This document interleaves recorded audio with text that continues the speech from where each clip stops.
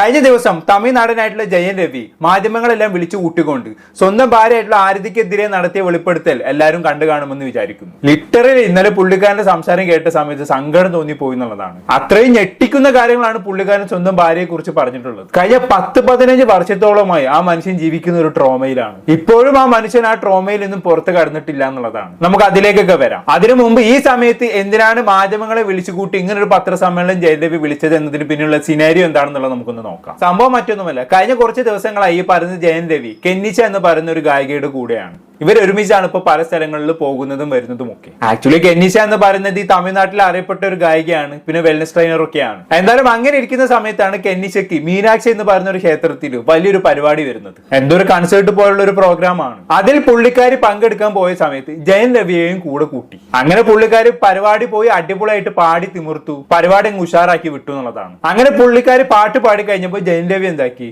നേരെ സ്റ്റേജിലേക്ക് കയറി ചെന്ന് പുള്ളിക്കാരിക്ക് കെട്ടിപ്പിടിച്ച്. ഇതെല്ലാം റീൽ എടുത്തുകൊണ്ട് കെന്നിച്ച തന്നെ ഇൻസ്റ്റാഗ്രാം അക്കൗണ്ടിൽ ഇത് ഷെയർ ചെയ്തിട്ടുണ്ടായിരുന്നു. നമ്മൾ എന്തായാലും ആ ഒന്ന് കണ്ടോക്കാം.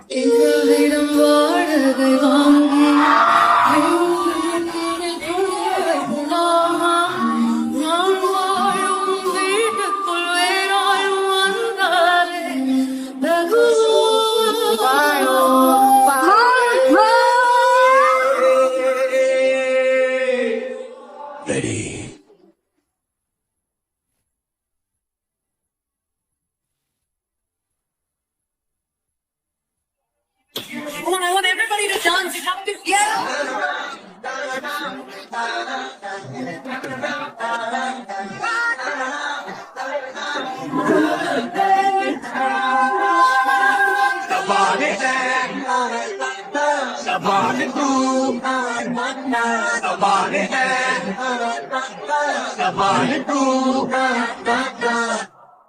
ഓക്കെ, വീഡിയോയിൽ അവിടെ ഇവിടെ ആയിട്ട് ജയൻ രവിനെ കാണിക്കുന്നുണ്ടല്ലേ. പുള്ളിക്കാരൻ ചെയ്തിൽ വന്ന് കെന്നീശയെ കെട്ടിപ്പിടിച്ചതൊക്കെ നിങ്ങൾ കണ്ടു കാണുമെന്ന് വിചാരിക്കുന്നു. എന്തായാലും ഇങ്ങനെ ഒരു വീഡിയോ കെന്നീശ ഇൻസ്റ്റാഗ്രാമിൽ അപ്ലോഡ് ചെയ്തതിന് പിന്നാലെ പല തമിഴ് ഓൺലൈൻ മാധ്യമങ്ങൾ എന്ത് ചെയ്തു, ഇവരെ വെച്ച് പല ഗോസിപ്പുകൾ അങ്ങോട്ട് അടിച്ചെടുക്കാൻ തുടങ്ങി. ഇവര് കല്യാണം കഴിക്കാൻ പോവുകയാണ്, അങ്ങനെയാണ് ഇങ്ങനെയാണ് എന്നൊക്കെ പറഞ്ഞുകൊണ്ട്. ഇത് കണ്ട് ഓഡിയൻസ് വെറുതെ ഇരുന്നില്ല, രണ്ടാളും വെച്ച് പൂരെ തെറി വിളിക്കാൻ തുടങ്ങി. നാണമില്ലാതെ ഒരു ഭാര്യ ഉണ്ടായിരിക്കത്തിന്റെ മറ്റൊരുത്തിയെ ഇങ്ങനെ പ്രേമിച്ച് നടക്കാൻ അവിഹിതമാണോ നിങ്ങൾ തമ്മിൽ എന്നൊക്കെയുള്ള രീതിയിലുള്ള പല കമന്റുകളും വരാൻ തുടങ്ങി. പലരും വിജയും തൃശയും വെച്ച് ഇവരെ കമ്പയർ ചെയ്യാൻ തുടങ്ങി എന്നുള്ളതാണ്. ആക്ച്വലി ഇവർ തമ്മിൽ പ്രണയത്തിലാണോ എന്ന് ചോദിച്ചു കഴിഞ്ഞാണെങ്കിൽ ഞാൻ ഇതുമായി ബന്ധപ്പെട്ട് ഇന്റർനെറ്റിൽ തപ്പി നോക്കിയ സമയത്ത് പല വെബ്സൈറ്റുകളും പലതാണ് പറയുന്നത്. പക്ഷെ മെജോറിറ്റി ഓഫ് വെബ്സൈറ്റുകളും പറയുന്നത് എന്താണെന്ന് വെച്ചാണെങ്കിൽ കഴിഞ്ഞ 2 വർഷത്തോളമായി ഇവർ പ്രണയത്തിലാണെന്നുള്ളതാണ്. എന്താണ് യാഥാർത്ഥ്യം എന്നുള്ളത് നമുക്കറിയില്ല. ഇവർ തമ്മിൽ ശരിക്കും പ്രണയത്തിലായിരുന്നോ അതോ ജസ്റ്റ് സുഹൃത്തുക്കൾ മാത്രമായിരുന്നു എന്ന് നമുക്കറിയില്ല. എന്തായാലും സൈബർ അറ്റാക്ക് ഒരുപാടായതോടെ ഈ പറയുന്ന കെന്നീശ എന്ത് ചെയ്തെന്ന് അറിയോ, 2 ദിവസം മുമ്പ് തന്നെ ഇൻസ്റ്റാഗ്രാം അക്കൗണ്ടിൽ ഒരു ലൈവ് വീഡിയോ അപ്ലോഡ് ചെയ്തു. അതിൽ പുള്ളിക്കാരി പറയുന്നത് എന്താണെന്ന് വെച്ചാൽ ഇനി തൊട്ട് താൻ ജയൻ രവിയുമായി ഒരു ബന്ധവും ഉണ്ടായിരിക്കില്ല, ജയൻ രവിയുമായിട്ടുള്ള എല്ലാ ബന്ധവും ഞാൻ ഉപേക്ഷിക്കാൻ പോവുകയാണ് എന്നുള്ളതാണ്. കെന്നീശയുടെ ഈ വെളിപ്പെടുത്തൽ വൻ രീതിയിൽ ചർച്ചാ വിഷയമായി മാറി എന്ന് പറഞ്ഞാൽ മതിയല്ലോ. പക്ഷെ ഇപ്പൊ ഞാൻ നോക്കുന്ന സമയത്ത് കെന്നീശയുടെ അക്കൗണ്ടിൽ ആ വീഡിയോ കാണാനില്ല കേട്ടോ. പുള്ളിക്കാർ മുക്കിയെന്ന് തോന്നുന്നു. എന്തായാലും കെന്നീശയുടെ വെളിപ്പെടുത്തലിന് പിന്നാലെയാണ് ജയൻ രവി മാധ്യമങ്ങളെ വിളിച്ചു കൂട്ടി പത്രസമ്മേളനം നടത്തിയത്. ആക്ച്വലി ജയൻ രവിയെ കുറിച്ച് പറയുകയാണെങ്കിൽ 2009 ജയൻ രവി ആരതിയെ വിവാഹം കഴിക്കുന്നത്. പക്ഷേ 2024 തൊട്ട് ഇവർ പിരിഞ്ഞാണ് താമസിക്കുന്നത്. ഇവർ ഒഫീഷ്യലി ഡിവോഴ്സ്ഡ് ആയിട്ടില്ല. ഇപ്പോഴും അതുമായി ബന്ധപ്പെട്ടുള്ള കേസ് കോടതിയിൽ നടന്നുകൊണ്ടിരിക്കുകയാണ്. എന്തായാലും കഴിഞ്ഞ 2 കൊല്ലമായിട്ട് ഈ പറയുന്ന ആരതിയും ജയൻ രവിയും തമ്മിൽ യാതൊരു ബന്ധവും ഇല്ല എന്നുള്ളതാണ്. അപ്പൊ ഞാൻ പറഞ്ഞ പോയിന്റ് എന്താണെന്ന് വെച്ചാണെങ്കിൽ 2004 ആരതിയുമായി പിരിഞ്ഞതിന് ശേഷമാണ് ഈ പറയുന്ന ജയൻ രവി കെന്നീശുമായി ഡേറ്റിംഗ് സ്റ്റാർട്ട് ചെയ്തത് തന്നെ. അങ്ങനെ നോക്കുമ്പോൾ അവർ തമ്മിൽ പ്രണയമാണെങ്കിൽ പോലും അതൊരു അവിഹിതത്തിന്റെ ഗണത്തിൽ പെടുത്താൻ പറ്റുമെന്ന് എനിക്ക് തോന്നുന്നില്ല. കാരണം ഭാര്യമായിട്ടുള്ള എല്ലാ ബന്ധവും ജയൻ രവി ഉപേക്ഷിച്ച് കഴിഞ്ഞല്ലോ. എന്നിട്ടും ആളുകൾ പുള്ളിക്കാരന് അവിഹിതക്കാരൻ എന്നുള്ള രീതിയിൽ മുദ്ര കുത്താൻ തുടങ്ങി എന്നുള്ളതാണ്. അത് കാരണം ഇപ്പോൾ കെന്നീശയ്ക്ക് ജയൻ രവിയുമായിട്ടുള്ള ബന്ധം പോലും ഉപേക്ഷിക്കേണ്ടി വന്നു എന്നുള്ളതാണ്. എന്നിരുന്നാലും ഇതുമായി ബന്ധപ്പെട്ട് ജയൻ രവി വിളിച്ചു കൂട്ടിയ പത്രസമ്മേളനത്തിൽ ജയൻ രവി എന്തൊക്കെയാണ് പറയുന്നത് എന്നുള്ളത് നമുക്കൊന്ന് പരിശോധിച്ച് നോക്കാം. 26 മിനിറ്റോളമാണ് പുള്ളിക്കാരൻ സംസാരിക്കുന്നത്. തമിഴാണ് സംസാരിക്കുന്നത്. അതുകൊണ്ട് തന്നെ ഞാൻ ക്ലിപ്പ് വെച്ച് നമ്മൾ റിയാക്ട് ചെയ്യുന്നതിലും ഭേദം പുള്ളിക്കാരന്റെ സ്റ്റേറ്റ്മെന്റ് ഞാൻ അങ്ങനെ പറഞ്ഞു തരാം. ഇമ്പോർട്ടന്റ് ഭാഗം എത്തുമ്പോൾ മാത്രം ഞാൻ ക്ലിപ്പ് വെച്ച് പ്ലേ ചെയ്യാം, എന്നാൽ അതിന്റെ തർജ്ജമ ചെയ്തു തരാം. അപ്പൊ പുള്ളിക്കാരൻ ഇന്നലെ മാധ്യമങ്ങളെ വിളിച്ചു കൂട്ടി പറഞ്ഞ സ്റ്റേറ്റ്മെന്റ് ഇങ്ങനെയൊക്കെയാണ്. ഇതെന്റെ വ്യക്തിപരമായിട്ടുള്ള അഭിമുഖമായി നിങ്ങൾ എടുക്കണം. സിനിമയും ഇതും തമ്മിൽ യാതൊരു ബന്ധവുമില്ല. ഇത്രയും നാൾ സംസാരിക്കാതിരുന്നത് വിഡ്ഢിത്തരമായി എന്ന് തോന്നുന്നു. രവി മോഹൻ അല്ലെങ്കിൽ ജയൻ രവി വളരെ സോഫ്റ്റ് ആയിട്ടുള്ള ഒരാളാണ്. എന്തെങ്കിലും പ്രശ്നം ഉണ്ടായി കഴിഞ്ഞാൽ അതെല്ലാം വിട്ടുകൊടുത്തു പോകുന്ന ഒരാളാണ്. ശരിയാണ്, അത് തന്നെയാണ് എന്റെ വ്യക്തിത്വം. അത് തന്നെയാണ് എന്റെ സ്വഭാവം. ഞാനൊരു സാധുവാണ്, മരമണ്ടനാണ്, ഒന്നിനും കൊള്ളാത്തവനാണ്. വിവാഹമോചനം ലഭിക്കുന്നത് വരെ ഇനി തൊട്ട് എന്റെ സിനിമകൾ തിയേറ്ററുകളിൽ റിലീസ് ചെയ്യില്ല. കാരണം എനിക്ക് അഭിനയിക്കാൻ കഴിയുന്നില്ല. എനിക്ക് നേരിടേണ്ടി വന്ന അപമാനങ്ങൾ എനിക്ക് താങ്ങാൻ കഴിയുന്നില്ല. എന്റെ വ്യക്തി ജീവിതത്തിലെ പ്രശ്നങ്ങളും ഈ സൈബർ ആക്രമണങ്ങളും തീർന്നിട്ടേ ഞാൻ ഇനി അഭിനയിക്കുന്നുള്ളൂ. 23 വർഷം രാത്രിയും പകലുമായി ഞാൻ ജോലിയെടുത്തു. ഞാൻ അഭിനയിച്ച 95% സിനിമകളും വിജയിച്ചവയാണ്. രണ്ടാമത്തെ ചിത്രത്തിൽ സംസ്ഥാന പുരസ്കാരം വരെ ലഭിച്ചു. അങ്ങനെ എത്ര പുരസ്കാരങ്ങൾ. എന്റെ കഴിവിലൂടെ മാത്രം നേടിയെടുത്ത പുരസ്കാരങ്ങൾ അനവധിയാണ്. എന്റെ അപ്പനും അണ്ണനും 4 വർഷം ജോലി തന്നെ ചെയ്തിട്ടില്ല. പക്ഷെ എല്ലാ ദിവസവും രാവിലെ എഴുന്നേറ്റ് ഞാൻ ജോലിക്ക് പോയിട്ടുണ്ട്. എന്റെ കുടുംബമാണ് എനിക്കെല്ലാം. അത് തൊട്ടാൽ ഞാൻ വെറുതെ ഇരിക്കില്ല. എന്ത് കരുതി നിങ്ങൾ? ഇത്രയൊക്കെ ചെയ്തിട്ടും ഞാൻ വെറുതെ മിണ്ടാതിരിക്കുമെന്ന് നിങ്ങൾ കരുതിയോ? ഇത്രയും കാലം മിണ്ടാതിരുന്നത് എന്റെ തെറ്റ്. പോട്ടെ, സാരില്ല, സ്ത്രീയല്ലേ എന്ന് കരുതി മിണ്ടാതിരുന്നു. എന്ത് സ്ത്രീ? ഫെമിനിസം എന്നാൽ എന്താണെന്ന് അറിയുമോ? റേപ്പിനെതിരെ സിനിമ എടുത്ത ആളാണ് ഞാൻ. പടം ഓടുമെന്ന് ഉറപ്പില്ലാതിരുന്നിട്ട് പോലും അത്തരം ഒരു സിനിമ എടുക്കാൻ ധൈര്യം കാണിച്ച ആളാണ് ഞാൻ. അങ്ങനെയുള്ള എനിക്ക് സ്ത്രീകളോട് എങ്ങനെ പെരുമാറണമെന്ന് അറിയില്ലേ? എന്റെ അമ്മ എന്നെ അങ്ങനെയല്ല വളർത്തിയത്. 14 വർഷം ഞാൻ ആരതിക്കൊപ്പം ജീവിച്ചില്ലേ? ആരതി പഴയ ഇന്റർവ്യൂകളിലൊക്കെ അവരെന്നെ ദൈവത്തെ പോലെയാണ് കാണുന്നതെന്നൊക്കെ തട്ടിവിട്ടിട്ടുണ്ടായിരുന്നു. സത്യം പറഞ്ഞാൽ അത് ശുദ്ധ നുണയാണ്. കഴിഞ്ഞ 2 വർഷം ഞാൻ മൗനത്തിലായിരുന്നു. അത് മിണ്ടാതിരുന്നത് മറ്റൊന്നും കൊണ്ടല്ല, സത്യം ജയിക്കാൻ വേണ്ടിയാണ്. ഞാനും ഒരു ഫെമിനിസ്റ്റ് ആണ്. എന്റെ കുടുംബത്തിനെതിരെ ഞാൻ എങ്ങനെ സംസാരിക്കും? 14 വർഷം ഞാനൊന്നും പറഞ്ഞില്ലല്ലോ, അതുമായി പൊരുത്തപ്പെട്ട് ജീവിച്ചില്ലേ? സ്വന്തം ഭാര്യയെ കുറിച്ചാണ് ജയൻ രവി ഇത്രയും പറഞ്ഞു വെക്കുന്നത്. ഇത്രയും പറഞ്ഞതിന് ശേഷം തന്റെ മക്കളെ കുറിച്ച് ജയൻ രവി ചില കാര്യങ്ങൾ പറയുന്നുണ്ട്. അത് കേട്ടപ്പോൾ ലിറ്ററലി തകർന്നു പോയി മക്കളെ. അത് ഞാൻ വേണമെങ്കിൽ നിങ്ങൾക്ക് കേൾപ്പിച്ചു തരാം, ഒന്ന് കേട്ടോക്കി. മനസ്സിലാകാത്തവരുണ്ടെങ്കിൽ ഞാൻ കേട്ടതിന് ശേഷം അതിനെ തർജ്ജമ ചെയ്ത് തരാം. பிள்ளைங்களை பார்க்க விட மாட்டாங்க. என்னோட லைஃப்ஸ் ஹாப்பியஸ்ட் டேன்னு நான் ட்வீட் பண்ண அவனும் நானும் சேர்ந்து டிக் டிக் டிக் படம் நடிக்கும் போது ஏன் பிள்ளைங்க நான் எப்படி விடுவேன்? கேட்டுதான் இருப்பீங்களா? இப்படிதான் 50 லட்சம் ரூபா தெரியுமா? 2 பேர் ஸ்கூல் ஃபீஸ். எத்தனை வருஷம் நான் அதை கட்டி பார்த்துட்டு இருக்கேன். அவங்களுக்கு நல்ல லைஃப் கிடைக்கணும்னு. குழந்தைங்க பத்தி, என் பாசத்தை பத்தி பேசாதீங்க. உங்க யாருக்கும் எதுவுமே தெரியாது. டெய்லி நைட் உட்காந்து அவன் செஸ் கத்துக்கிறான். என் சின்ன பையன் டெய்லி உட்காந்து விளையாடுவான். அவன் கிட்ட தோத்து போவேன் நான். என்ன சொல்றீங்களா? குழந்தைங்க மேல அன்பு இல்லைன்னு பார்க்க விட மாட்டாங்க. போன் கான்ஃபிஸ்கேட் பண்ணி வச்சிருக்காங்க. ஸ்கூலுக்கு பாடி கார்டு அனுப்புறாங்க. என் பசங்க பார்க்கணும் இந்த வீடியோவை. தெரிச்சு தானே ஓடி வந்தேன் நான். அந்த லைஃப் பிடிக்கலன்னு இத்தனை நாள் இருந்தால அப்பெல்லாம் தெரியலையா? நான் அப்பெல்லாம் பார்த்துக்கல. எவ்வளவு கோடியில வீடு என்ன கேளுங்க போய் வெளியில. ஈஸியாரே சொல்லும். யாருக்காக? எல்லாம் அவங்களுக்காக தான் நான் பண்ண. இருக்கும் போது பார்த்துக்க முடியலன்னா ഇല്ലാതപ്പം മൂടിയിട്ട് ഇരിക്കണം. ഓക്കെ, ഇത്രയുമാണ് മക്കളുമായി ബന്ധപ്പെട്ട് പുള്ളിക്കാരൻ സംസാരിച്ചു വെക്കുന്നത്. ഇതിൽ പുള്ളിക്കാരൻ പറയുന്നത് എന്താണെന്ന് വെച്ചാണെങ്കിൽ എന്റെ മക്കളെ പോലും എന്റെ ഭാര്യ എന്നെ കാണാൻ അനുവദിക്കുന്നില്ല എന്നുള്ളതാണ്. എന്റെ മക്കളെ കണ്ടുകൊണ്ടിരിക്കുന്നതാണ് എനിക്ക് ഏറ്റവും ഇഷ്ടം. ഞാനും എന്റെ മകനും കൂടി ടിക് ടിക് എന്ന് പറഞ്ഞൊരു പടം ചെയ്തിട്ടുണ്ടായിരുന്നു. അതിൽ അഭിനയിച്ചിട്ടുണ്ടായിരുന്നു. അതാണ് എന്റെ ജീവിതത്തിൽ എനിക്ക് ഏറ്റവും സന്തോഷം നൽകിയ നിമിഷം എന്ന് പറയുന്നത്. കാരണം മകന് കൂടെ എനിക്ക് ആ സിനിമ അഭിനയിക്കുന്ന സമയത്ത് കുറെ സ്പെൻഡ് ചെയ്യാലോ. അത്രയും ഞാൻ എന്റെ മകനുമായി സമയം സ്പെൻഡ് ചെയ്യാൻ ആഗ്രഹിക്കുന്നു എന്നുള്ളതാണ്. എനിക്ക് 2 മക്കളുണ്ട്. ഈ 2 മക്കളുടെയും കൂടി സ്കൂൾ ഫീസ് തന്നെ 50 ലക്ഷം രൂപയോളം വരും. അതെല്ലാം ഞാനാണ് അടിച്ചു തീർക്കുന്നത്. എത്രയോ വർഷമായി ഞാൻ അത് അടിക്കുന്നു. ഇതെല്ലാം അവർക്ക് നല്ലൊരു ജീവിതം കിട്ടാൻ വേണ്ടിയല്ലേ ഞാനിതൊക്കെ ചെയ്യുന്നത്. എന്നിട്ടും ആളുകൾ പറയുന്നത് എനിക്ക് മക്കളോട് ഒരു കമ്മിറ്റ്മെന്റും ഇല്ല എന്നുള്ളത്. ഇനി ഇത്രയൊക്കെ ഞാൻ എന്റെ മക്കൾക്ക് ചെയ്തു കൊടുത്തിട്ടും എന്റെ ഭാര്യ എന്നോട് ചെയ്യുന്നത് എന്താണെന്ന് അറിയോ? ആ മക്കൾ എന്നോട് സംസാരിക്കാൻ വിടുന്നില്ല. അവരുടെ ഫോൺ വരെ പിടിച്ചു വെച്ചു.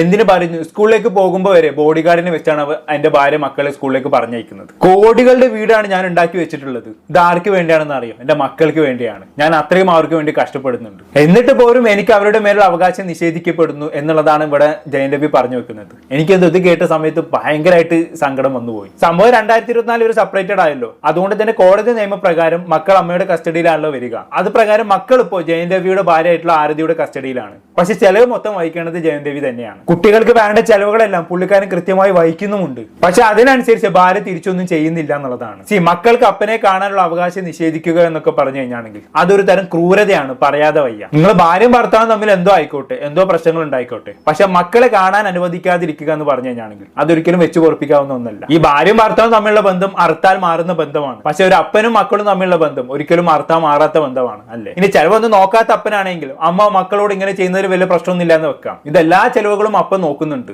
എന്നിട്ട് മക്കളെ കാണാൻ പോലും അപ്പനെ അനുവദിക്കുന്നില്ല എന്ന് പറഞ്ഞു കഴിഞ്ഞാണെങ്കിൽ എന്താ ഇതിനൊക്കെ പറയാല്ലേ? ഇത് കേട്ടപ്പോഴാണ് എനിക്ക് ശരിക്കും സങ്കടം വന്നു പോയത്. ഇനി ഇതെല്ലാം പറഞ്ഞതിന് ശേഷം കെനിഷയ്ക്ക് നേരെ ഉണ്ടായ സൈബർ അറ്റാക്കിനെ കുറിച്ചും പുള്ളിക്കാരൻ പറഞ്ഞു വെക്കുന്നുണ്ട്. നമ്മൾ എന്തായാലും കേട്ടോക്കാം. பர்டிகுலரா நான் சொல்லணும்னு நினைக்கிறது இந்த சைபர் புல்லிங் விஷயம் ஒரு பொண்ணு அனுப்பிச்சிட்டீங்க, ரொம்ப தேங்க்ஸ். அதுக்காகலாம் நான் இன்டர்வியூலாம் வைக்கலாங்க. அவங்க எங்கே இருந்தாலும் நல்லா தான் இருக்கணும், அவ்வளோதான், வேறு எதுவுமே இல்லை. கெனிஷாவை காலி பண்ணி அனுப்பிச்சிட்டீங்க நீங்கள் எல்லாரும். சைபர் புல்லிங் உங்களெல்லாம் நான் சும்மாவே விட போகிறதில்ல. என் அண்ணனுக்கு நடந்ததுனால தம்பிக்கு நடந்ததுனால நான் இதான் பண்ணுவேன். ஏன்னா நான் யாருன்னு தெரிஞ்சவங்க சில பேர் மட்டும்தான், நான் உண்மையாக யாருன்னு தெரிஞ்சவங்க. ഓക്കെ, കെനിഷയെ നിങ്ങൾ എല്ലാവരും കൂടി സൈബർ ബുള്ളിങ് ചെയ്ത് ഓടിച്ചു വിട്ടില്ലേ? അവളൊക്കെ സൈബർ അറ്റാക്ക് ചെയ്ത് ഓടിച്ചു വിട്ട് ഒരുത്തരെ ഞാൻ വെറുതെ വിടില്ലേ എന്നൊക്കെയാണ് പുള്ളിക്കാരൻ പറയുന്നത്. ഇനി ഇതെല്ലാം പറഞ്ഞതിന് ശേഷം ഇങ്ങനെ ഒരു വെളിപ്പെടുത്തൽ നടത്തുന്നുണ്ട്. നിങ്ങളൊന്ന് കേട്ടോക്കിയത്. ஐசிட் சார் காப்பாத்தினாரு என்ன கொஞ்ச நாள். வீட்டை விட்டு நான் எதுவுமே இல்லாம வந்தவன் நான். இப்ப நான் வாடகை வீட்டுல இருக்கிறேன், அவங்க எல்லாம் நல்லா இருக்காங்க. நான் கோடிக்கணக்கான கட்டின வீட்டுல நல்லா தான் இருக்கேன். എന്തൊരു അവസ്ഥയാണെന്ന് നോക്കിക്കേ. കോടികൾ സമ്പാദിച്ചു, പക്ഷെ ഇപ്പൊ താമസിക്കുന്നത് വാടക വീട്ടിലാണ്. മക്കളും ഭാര്യയും എല്ലാം ഇദ്ദേഹം സമ്പാദിച്ച് വെച്ച് കോടിക്കണക്കിന് രൂപയുടെ വീട്ടിൽ ഇങ്ങനെ ആർമാദിച്ച് താമസിക്കാണ്. പക്ഷെ ഇങ്ങനെ താമസിക്കുന്നതോ വാടക വീട്ടിൽ. ആ ഒരു അവസ്ഥ നിങ്ങളൊന്ന് ആലോചിച്ച് നോക്കിക്കേ. ഇങ്ങനെയൊക്കെ ജീവിക്കേണ്ടി വരിക എന്ന് പറഞ്ഞാണെങ്കിൽ വല്ലാത്തൊരു വൃത്തികെട്ട അവസ്ഥയാണ്. വല്ലാത്തൊരു ഭാര്യയാണ് കേട്ടോ ഇദ്ദേഹത്തിന്റേത്. ഇനി ആരതേ കല്യാണം കഴിക്കുന്നതിന് മുമ്പ് അച്ഛൻ തന്നെ കാലിൽ വീണ് പറഞ്ഞിട്ടുണ്ടായിരുന്നു അവളെ കെട്ടണ്ട എന്ന്. പക്ഷെ ഞാനത് കേട്ടില്ല എന്ന് ജയൻ രവി തുറന്നു പറയുന്നുണ്ട്. അതൊന്ന് കേട്ടോക്കാം. எங்க அப்பா அம்மா கையெடுத்து காலில் ஊந்து கேட்டாங்க, நான் வேணாப்பா அந்த குடும்பம்னு சொன்னாங்க. எனக்கு அச்சதை போடும் போதே இப்படிதான் போட்டாங்க, நாசமா போன் தான் போட்டாங்க மேல. അതാണ് അന്നേ അച്ഛൻ പറഞ്ഞു കേട്ടിരുന്നെങ്കിൽ ഇന്നിങ്ങനെ അനുഭവിക്കേണ്ടി വരില്ലായിരുന്നു അല്ലേ? ഇനിയിപ്പോ അതൊന്നും പറഞ്ഞിട്ട് കാര്യമില്ല, സംഭവിക്കാനുള്ള സംഭവിച്ചു. ഇനി മുന്നോട്ട് എന്തെന്നുള്ള ചിന്തിക്കാം, അത്ര തന്നെ അല്ലേ? ഇനി ഇതെല്ലാം കഴിഞ്ഞ് തനിക്ക് സ്വന്തമായ ഒരു ബാങ്ക് അക്കൗണ്ട് പോലും ഇല്ല എന്ന് ഇദ്ദേഹം തുടർന്ന് പറയുന്നുണ്ട്. അത് കേട്ടപ്പോഴാണ് എനിക്ക് എന്തോ ആയി പോയത്. ഒന്ന് കേട്ടു നോക്കിയത്. எல்லாத்தையும் கொடுத்துட்டானா அவன் கையில். அதான் எனக்கு தெரிய நம்பிக்கை, ட்ரஸ்ட், என் லைஃப் இது எல்லாத்தையும் கொடுத்துட்டான். அப்படியே எனக்கு ஒரு அக்கௌண்ட் கூட கிடையாது என் பேர்ல, தெரியுமா உங்களுக்கு? ஒரே அக்கௌண்ட் தான் எனக்கு இருந்துச்சு, ஜாயிண்ட் அக்கௌண்ட், எக்ஸ் ஃபேமிலியோட. எங்க சொன்னாலும் ஸ்வைப் பண்ணாலும் உடனே போய் என்ன எதுனால என்ன ஏன் இவ்வளவு, நான் தான் சம்பாதிக்கிறேன். ரொம்ப அநியாயம் நடந்திருக்கு எனக்கு. எனக்கு ரொம்ப அந்த வீட்டுல ரொம்ப அநியாயம் நடந்திருக்கு, சொல்ல முடியாத அளவுக்கு அநியாயம் நடக்குது. அதனால தான் நான் வாங்கி விட்டேன். அசிங்கமா ஏன் என் நேச்சர் அப்படி.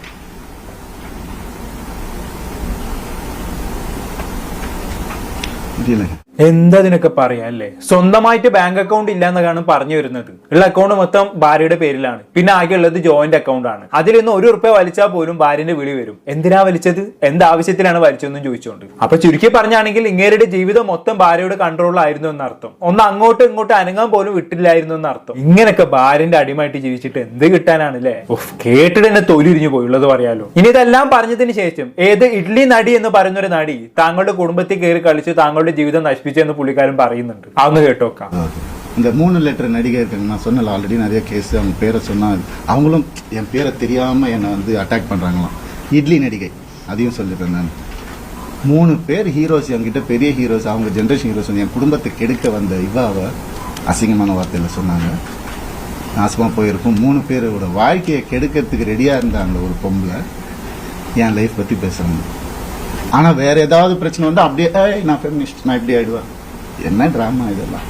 ഓക്കെ, പറഞ്ഞാൽ മനസ്സിലായല്ലോ. എന്റെ കുടുംബത്തിൽ കയറി കളിച്ച് എന്റെ കുടുംബജീവിതം തകർത്തിട്ട് അപ്പുറത്ത് വന്ന് ഫെമിനിസം പ്രസംഗിക്കുകയാണ് ഇഡ്ലി നടി. എന്റെ മാത്രമല്ല 3 നടന്മാരുടെയും കുടുംബം ഈ പെണ്ണ് തകർത്തിട്ടുണ്ടെന്നൊക്കെയാണ് പറയുന്നത്. ഇനി ഇഡ്ലി നടി ആരാണെന്ന് ചോദിച്ചു കഴിഞ്ഞാണെങ്കിൽ അത് ഖുശ്ബു ആണെന്നുള്ളൊരു റൂമർ പൊതുവെ സ്പ്രെഡ് ചെയ്യുന്നുണ്ട്. ആർക്കറിയാമല്ലേ സത്യാവസ്ഥ എന്താണെന്നുള്ളത്. എന്തായാലും കൊള്ളാം, ഒന്നും പറയാനില്ല ഇതിനെ കുറിച്ച്. ഇനി ഇത് കഴിഞ്ഞ് ആരതി കയ്യെ മുറിച്ച് ഭീഷണിപ്പെടുത്തിയാണ് തന്നെ വിവാഹം പോലും ചെയ്തതെന്ന് ഇദ്ദേഹം തുടർന്ന് പറയുന്നുണ്ട്. അന്ന് കേട്ടോക്കാം. நிறைய அநியாயங்கள் நடந்திருக்கு எனக்கு. டே 1ல இருந்து அவங்கள கை அறுத்துக்கிட்டு தான் என்ன கல்யாணம் பண்ணாங்க. பிளாக்மெயில் மேரேஜ் தான் இது. பாருங்க வேணா போட்டோஸ். நீங்க என்னைய பண்ண வச்சிட்டாங்க. அதான் நடக்கும். ஒரு டெத் விஷ் வாங்கிட்டு தான் நான் இத்தனை வருஷம் உட்கார்ந்துருந்தேன். வெளியே வந்து இந்த லாஸ்ட் 2 வருஷம் தான் ஒரு மனுஷனா காத்து வாங்குறது கூட நான் என்னால என்ஜாய் பண்ண முடியுது. ஒரு மனுஷன் என் கூட எல்லாருக்கும் தெரியும். இன்னைக்கு யாரெல்லாம் என் கூட இருக்காங்களோ அவங்க எல்லாருக்குமே தெரியும். அதுக்குள்ள 2 வருஷம் கல்யாணம், வீட்டை விட்டு பிரிச்சு கூட்டு வந்துட்டு இங்க வந்துட்டு வீடு கட்டணும், இது கட்டணும், அது இங்க வேலைக்கு போவோம், அங்க வேலை, யாரு காசு கொடுத்தாலும் வாங்கிக்கோ, நமக்கு இதுதான் முக்கியம். அதுதான் என்ன, அதுல 3 படம் எனக்கு போச்சு, ஃபெயிலியர் ஆயிடுச்சு. ஏதோ பண்ண அவங்க வீட்டோட ப்ரொடக்ஷன், ஒரு படம் முடியறதுக்குள்ளே இன்னொரு படம் டேட். அப்ப நான் வெளியே படம் பண்ண தேவையில்லை, கம்பெனி ஆர்டிஸ்ட் நான். ഓക്കെ, എന്റെ ഭാര്യയും ഭാര്യ വീട്ടുകാരും പറയുന്ന അനുസരിച്ച് ജീവിച്ച് മടുത്തു എന്നൊക്കെയാണ് അദ്ദേഹം പറയുന്നത് അല്ലെ. എന്തിനു പറയുന്നു, ഒരു സമയത്ത് ഏതൊക്കെ സിനിമയിൽ അഭിനയിക്കണം എന്ന് പോലും ഡിസൈഡ് ചെയ്തിരുന്നത് ഭാര്യ വീട്ടുകാരായിരുന്നു പോലും. അവര് പറയുന്ന പോലെ കുറച്ച് പടങ്ങൾ അഭിനയിച്ചു, എന്നിട്ട് ആ പടം പൊട്ടുകയും ചെയ്തു. അവർക്ക് ഒരു പടം കഴിഞ്ഞ് അടുത്ത പടത്തിൽ അഭിനയിക്കണം, ഞാൻ ഇങ്ങനെ അഭിനയിച്ചുകൊണ്ടേ ഇരിക്കണം, അതായിരുന്നു അവർക്ക് വേണ്ടത്. അത് വെച്ച് കുറെ പൈസ സമ്പാദിക്കണം, അത് വെച്ച് അടിച്ചു പൊളിച്ച് ജീവിക്കണം. ഞാനാണെങ്കിൽ അടിമയെ പോലെ പണിയെടുത്ത് അവർക്ക് പൈസ ഉണ്ടാക്കി കൊടുക്കുകയും വേണം. ഇങ്ങനെയൊക്കെയാണ് ജയനബി പറഞ്ഞു വെക്കുന്നത്. അങ്ങനെ അവസാനം മടുത്തിട്ട് ജീവിതം അവസാനിപ്പിക്കാൻ പോലും ശ്രമിച്ചു എന്നൊക്കെ അദ്ദേഹം പറയുന്നുണ്ട്. എന്തൊരു അവസ്ഥയാണ് അല്ലേ. എന്തായാലും ഇതെല്ലാം കഴിഞ്ഞ് പുള്ളിക്കാരൻ അവസാനമായി ചില കാര്യങ്ങളും കൂടി പറഞ്ഞു വെച്ച് വൈൻഡപ്പ് ചെയ്യുന്നുണ്ട്. നമുക്ക് എന്തായാലും അതും കൂടി കേട്ട ശേഷം അവസാനിപ്പിക്കാം. சினிமா பண்ணேன், கை கால் இருக்கு, நான் என்ன வேலை வேணா பண்ணி பொழைச்சுப்பேன். டான்ஸ் கிளாஸ் எடுத்து பொழைச்சுப்பேன். நான் பரதநாட்டியம் தெரியுங்க எனக்கு, முறைப்படி அரங்கேற்றம் பண்ணுவேன். நான் எப்படியுமே பொழைச்சிக்கலாம். இதுக்கெல்லாம் ஆளாவே ஆளாதீங்க. ஆம்பளைங்களுக்கும் நான் சொல்றேன், இந்த மாதிரி லைஃப்ல என்ன மாதிரி கஷ்டப்படுறவங்களுக்கும் நான் சொல்றேன், நான் நிற்பேன் உங்களுக்காக. என்ன அநியாயம் நடந்துட்டு இருக்கு இந்த ஜெனரேஷன்ல எனக்கு தெரியும், நான் நிற்பேன்.